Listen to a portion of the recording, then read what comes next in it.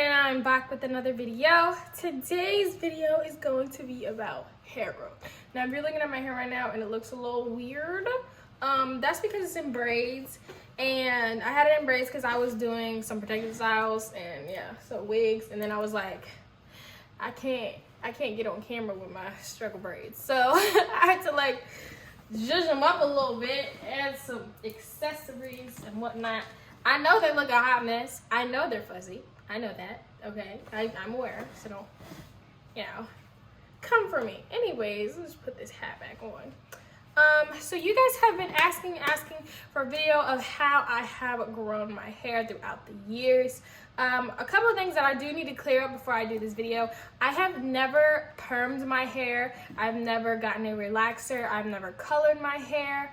The worst thing that I've done to my hair was straighten it. So when I was younger, I would get my hair straightened every 2 weeks, and I would never wear my hair curly. So I had heat damage. That was my only problem, and I cut that, and I want to say around 2014, I believe. And that was basically when I started to wear natural hair a lot more. So the things that really helped me grow my natural hair, I definitely would say, was protective styles and keeping my hair moisturized.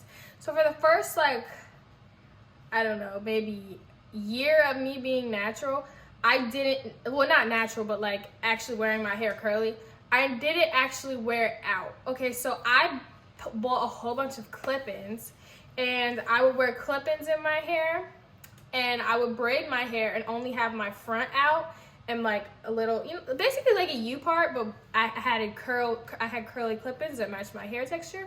So basically the majority of my time spent in high school, my hair was protected and under in braids, and I would braid it up, and then I would add the layers of the curly clip-ins on top and just style it that way. And I wore that, I did that for about a year, maybe a year and a half probably, and then I actually started wearing my hair out.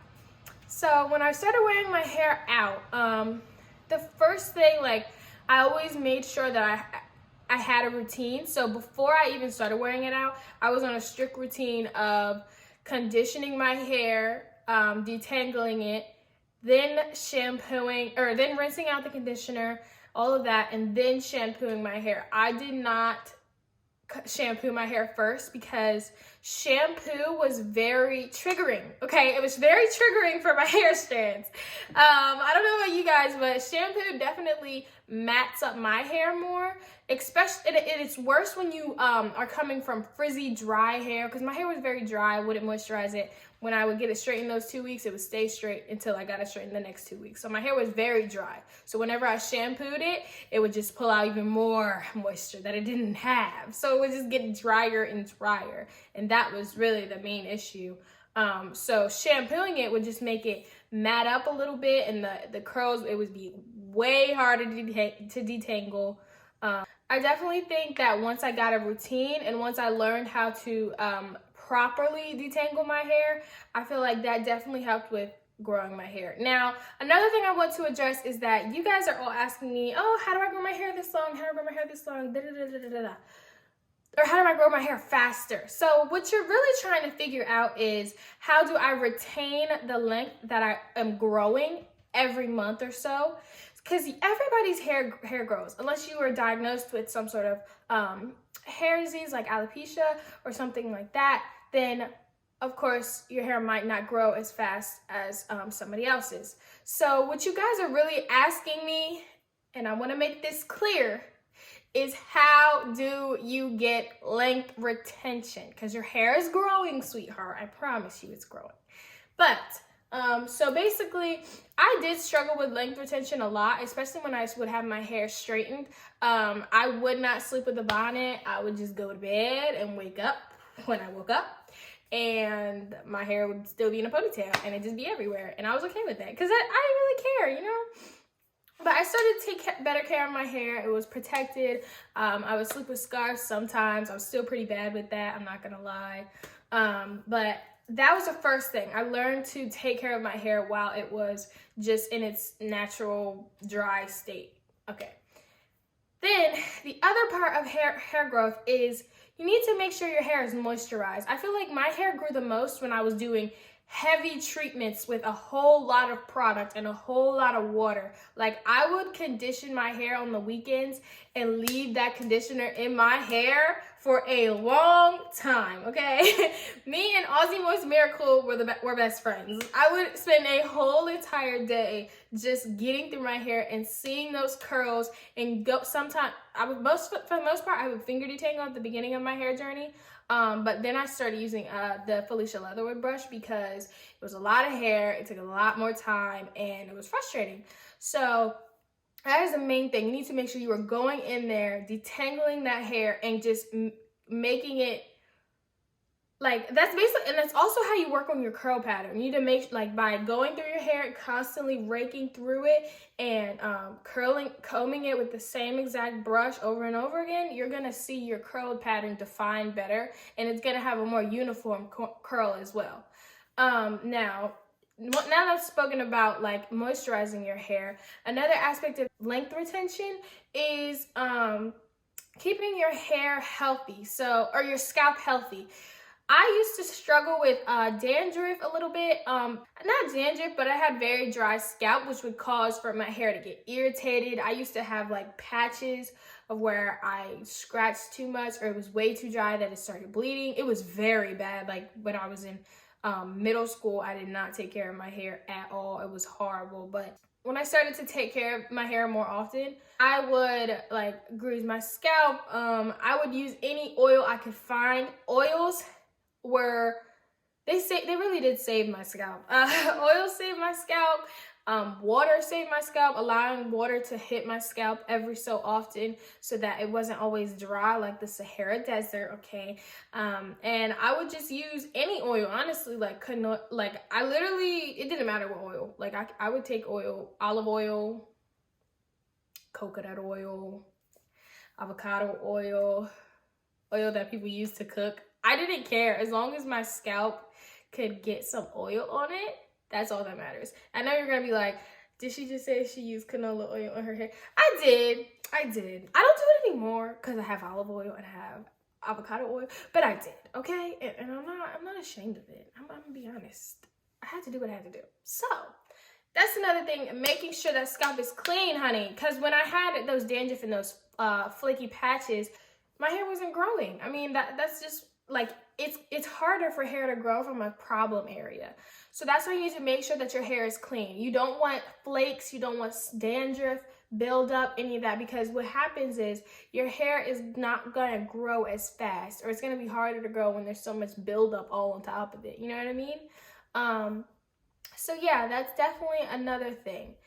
Now, I also used, like, greases. Like, I would use Blue Magic. I would use Jamaican Black Castor Oil, heavy, thick greases to coat my hair.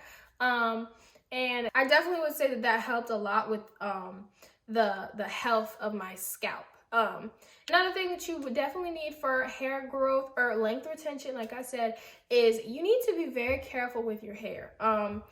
Every strand matters. Every strand has to matter. Like, you can't just be raking through your hair and expect your hair to grow long. Like, you need to give her time. Give her the care that she deserves. Every little strand, okay? Because at the end of the day, I know it's just one strand. Like, maybe you're like, oh, I got a knot. Like, let me just cut this knot. No, do not cut the knot.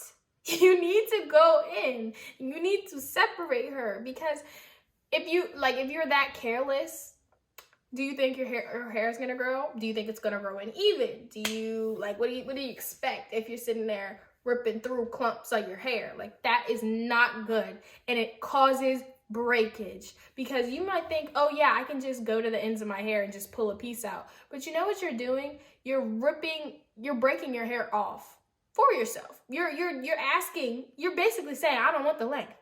Okay, I just don't want this knot. To make sure that you are being careful and not just raking through your hair, you have to be gentle, because at the end of the day, like, I know it's just one strand. You might think, like, it's just one, there's so many, but it really does. Like, every single strand really does matter.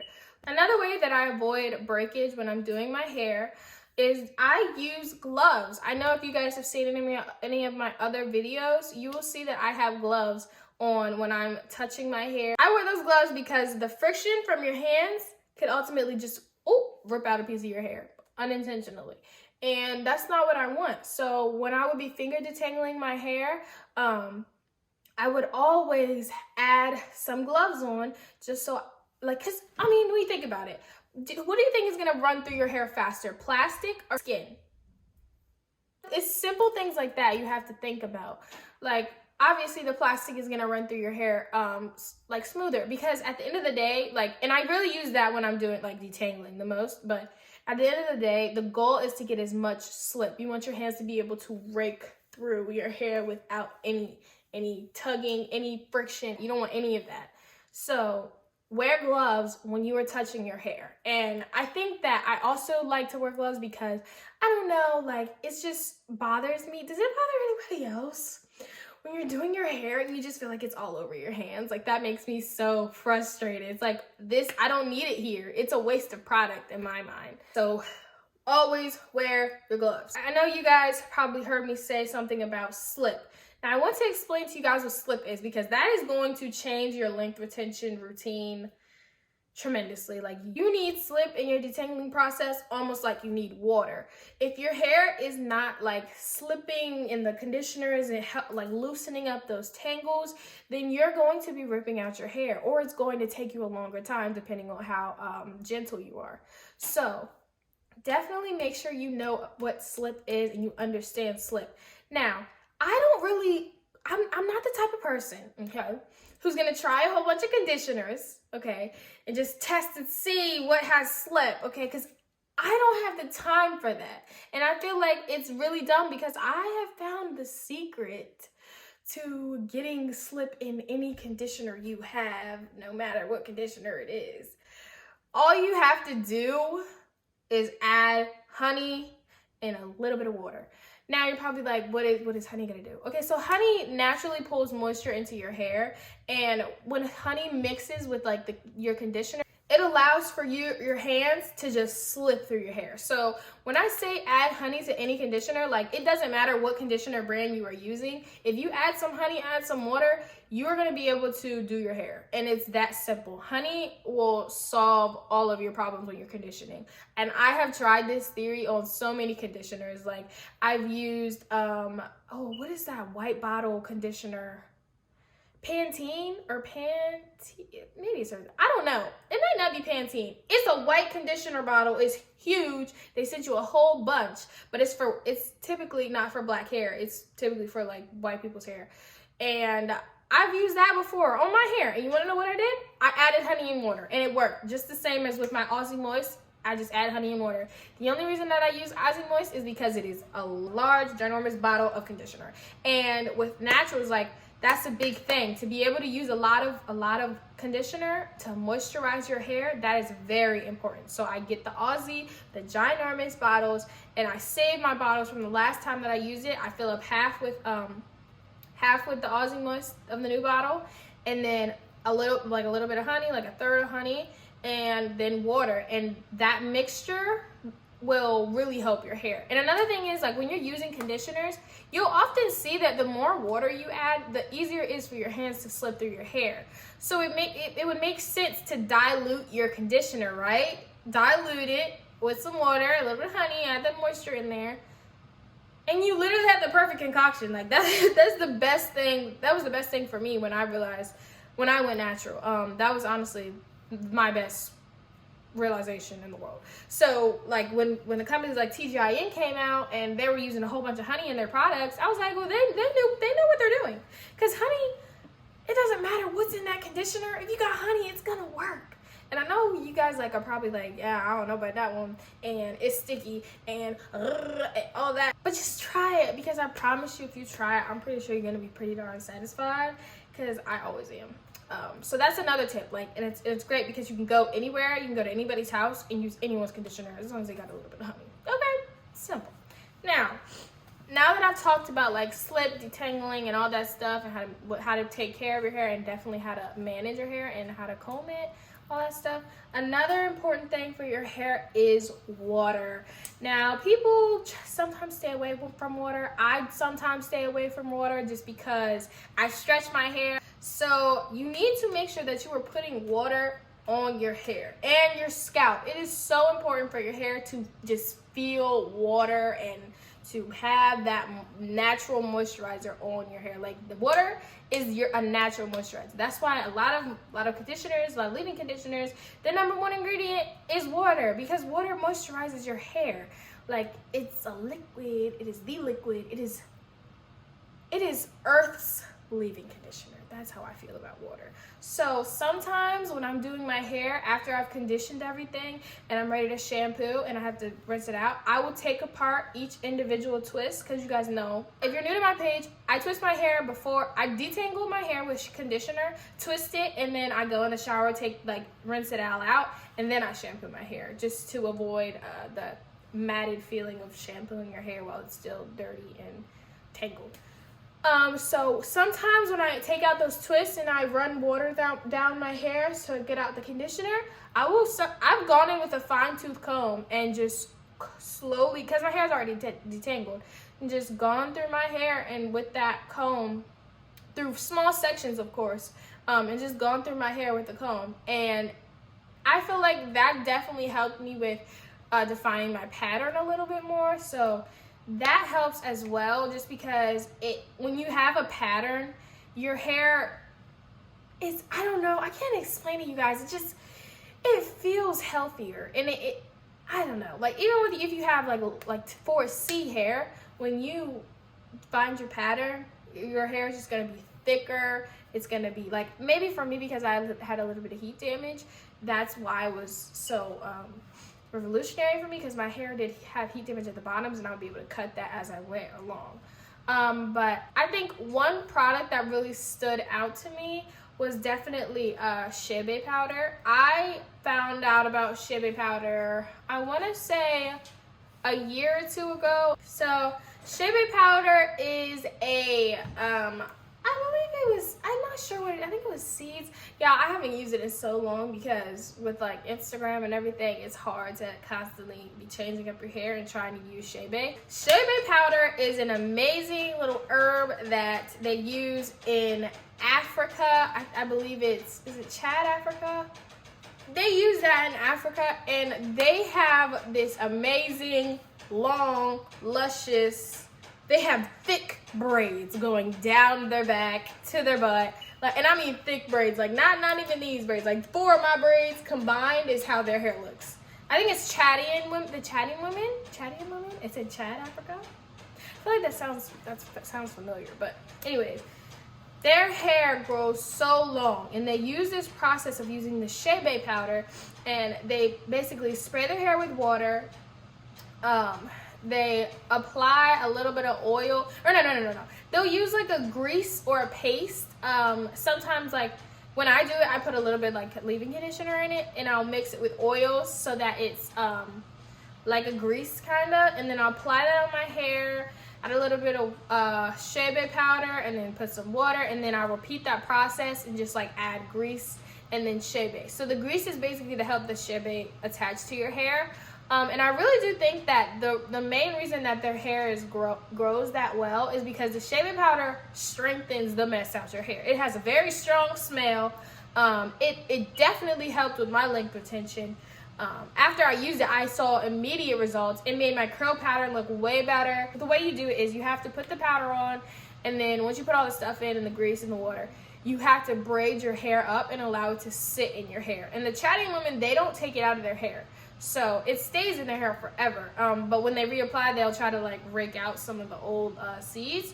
And basically that's how they do their hair. But I typically would leave it in for like a week or 2 or 3 weeks, 4 weeks, especially when quarantine hit.